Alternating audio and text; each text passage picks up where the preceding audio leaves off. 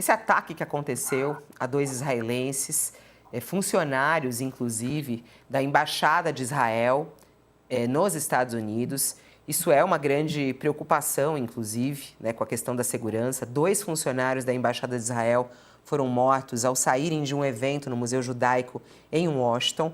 A polícia afirmou que um homem atirou contra um grupo de 4 pessoas, atingindo as 2 vítimas. Ele foi visto andando de um lado para o outro em frente ao museu antes do tiroteio.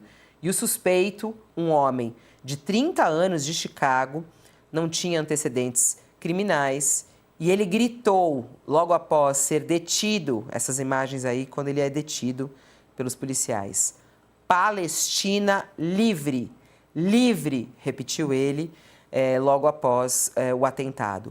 Donald Trump, presidente dos Estados Unidos, já falou a respeito, chamou os assassinos como horríveis e disse, obviamente, baseados em antissemitismo. Foi o que escreveu aí Donald Trump, está aqui no nosso telão, inclusive, ó, o que ele escreveu nas redes sociais. Esses horríveis assassinatos em Washington, obviamente baseados em antissemitismo, precisam acabar agora, ele escreve em letras maiúsculas. Ódio e radicalismo não tem lugar nos Estados Unidos. Condolências às famílias das vítimas.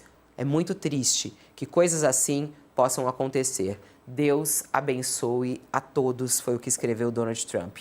O primeiro-ministro de Israel, Benjamin Netanyahu, também já se pronunciou, diz que as vítimas e as vidas das vítimas foram bruscamente interrompidas por um assassino antissemita hediondo, foi o que falou o próprio Benjamin Netanyahu. Ele determinou o reforço da segurança das missões diplomáticas israelenses em todo o mundo.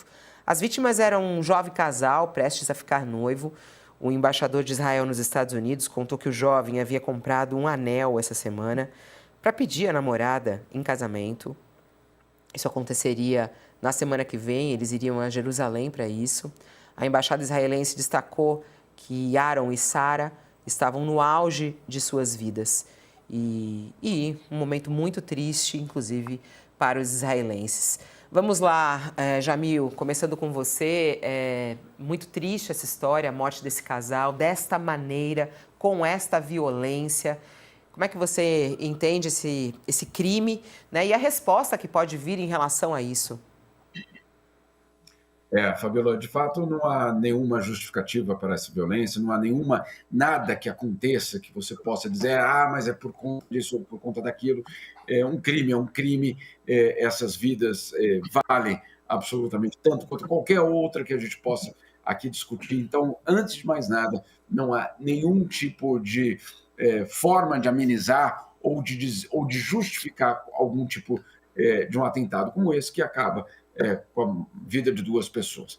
Esse é um primeiro ponto. Agora, politicamente, vamos acompanhar nos próximos dias, e eu diria até talvez nas próximas semanas, toda a repercussão desse caso. De que forma? Em primeiro lugar, como Israel vai reagir a isso, né? Ou seja, Benjamin Netanyahu dizendo que vai fortalecer a segurança nas embaixadas e nos locais de atividades de israelenses ou de judeus pelo mundo. Isso, obviamente, vai gerar uma tentativa, pelo menos, de blindar vários desses grupos, colégios, etc, etc. Inclusive, eventualmente, essa é uma pauta, inclusive, que a gente deve ficar de olho, se isso não vai acontecer no Brasil também. Né? De repente, as escolas judaicas, a Embaixada de Israel, o Consulado de Israel também fortalecendo as suas medidas de proteção. Então, primeiro aspecto político. Segundo aspecto político, nos Estados Unidos, de que forma o governo Trump vai reagir? O governo Trump, que já nas últimas semanas vinha falando justamente do combate ao antissemitismo. Então, de fato, como vai ser a resposta do governo Trump a partir de agora, vamos acompanhar sem dúvida nenhuma. E, em terceiro lugar, como ficam os movimentos palestinos legítimos, né, de defesa do fim de uma ocupação na Palestina, que possam ser confundidos justamente com esse assassinato de hoje. Movimentos, Fabio, são legítimos, movimentos que a gente falava outro dia aqui mesmo, estão, inclusive, dentro da ONU, numa tentativa de estabelecer até julho a criação do Estado palestino.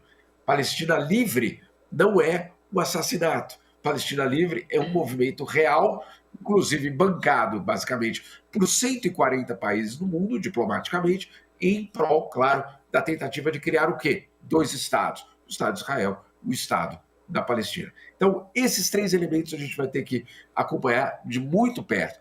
A reação de Israel, a reação do próprio governo Trump e o futuro e o destino, basicamente, desses movimentos, insisto, legítimos e muitas vezes pacíficos em defesa de uma Palestina livre.